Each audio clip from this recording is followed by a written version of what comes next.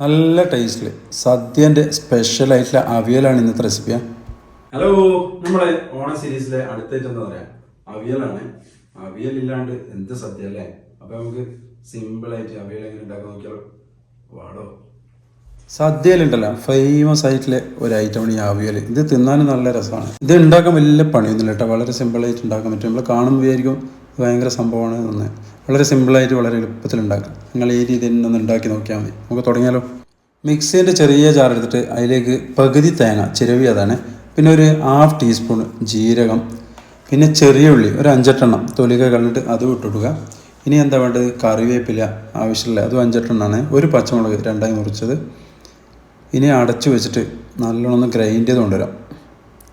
Okay, ഒരു 30 second അത്രയേ ഉള്ളൂ. ഇതാ ഈ തരിപ്പ് മാതിരി ഉണ്ടാവണം, എന്താ ഈ ടൈപ്പിൽ. അപ്പോൾ നമ്മളെ അരപ്പ് റെഡിയായി ഇവിടെ.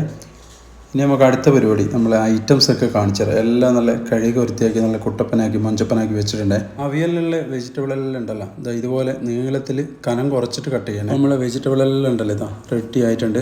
ക്യാരറ്റ്, ഇളവൻ, പച്ചക്കായ, മുരിങ്ങ, ചേമ്പ്, ചേന, മത്തൻ, കുമ്പളം. ഇനി ഗ്യാസ് സ്റ്റവ് കത്തിച്ചിട്ടില്ലേ ഒരു പാത്രം വെക്കുന്നത്, അതിലേക്ക് ആദ്യം തന്നെ നമ്മൾ ചേന ഇടുന്നത്, പിന്നെ പച്ചക്കായി, അടുത്തത് പടവലം, പിന്നെ അടുത്തത് മുരിങ്ങക്ക. എല്ലാം നീളത്തിൽ കനം കുറച്ചിട്ട് കട്ട് ചെയ്യണം കേട്ടോ. മുരിങ്ങക്ക അങ്ങനെ നീളത്തിൽ കട്ട് ചെയ്താൽ മതി. പിന്നെന്താ, ചേമ്പ്, ബീൻസ് അല്ലെങ്കിൽ പയർ, പിന്നെ ഉരുളക്കിഴങ്ങ് നമ്മൾ പൊട്ടാറ്റോ, പിന്നെ മത്തൻ, എല്ലാം നീളത്തിൽ. ഇനി അടുത്തത് ക്യാരറ്റ്.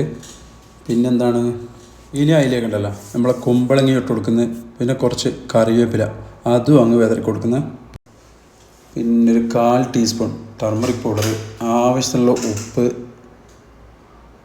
ഇനി വെളിച്ചെണ്ണ ഒരു 2 ടേബിൾ സ്പൂൺ ഒഴിക്കണേ. വെളിച്ചെണ്ണ ഒഴിച്ച് നമുക്ക് എന്ത് ചെയ്യാം, ഇപ്പം ഒന്ന് നല്ലോണം ഒന്ന് ഇളക്കി കൊടുക്കാൻ. അതായത് ഇതുപോലെ ഇളക്കാൻ. ഇതിനെ കൊണ്ട് ശരിയാകുന്നില്ല കേട്ടോ. ഇപ്പം വലിയ ചൂടൊന്നുമില്ല, ചെറിയ ചൂടേ ഉള്ളൂ. നമുക്കൊരു കാര്യം ചെയ്യാം, കൈ കൊണ്ട് നല്ല വൃത്തിക്കാക്കാം.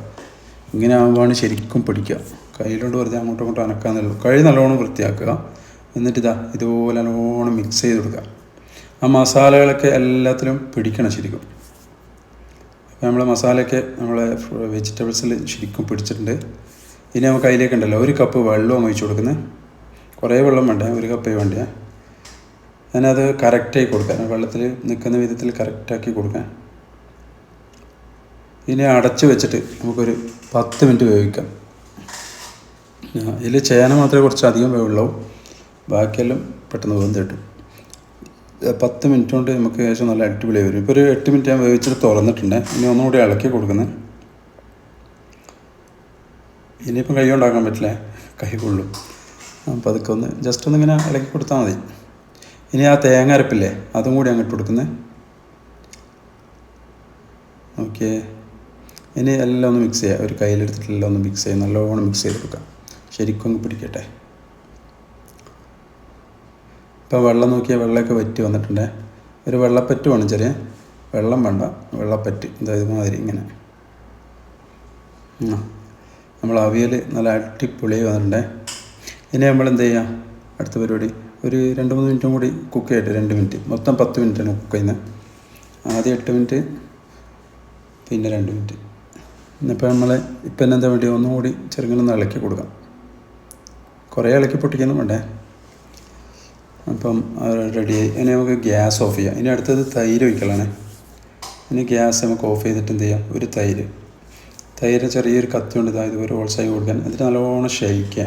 അപ്പോൾ തൈരുണ്ടല്ലോ നമുക്ക് ബീറ്റ് ചെയ്യാണ്ട് തന്നെ നല്ല ബീറ്റ് ചെയ്ത രീതിയിൽ നല്ല പ്യൂരി ആയിട്ട് കിട്ടും. നല്ലോണം ഷെയ്ക്കുകയാണ്. പിന്നെ അവിടെ ഒന്ന് പിടിക്കണം കേട്ടോ, ഇല്ലെങ്കിൽ അതിൽ നിന്ന് തെറിച്ചു പോകും.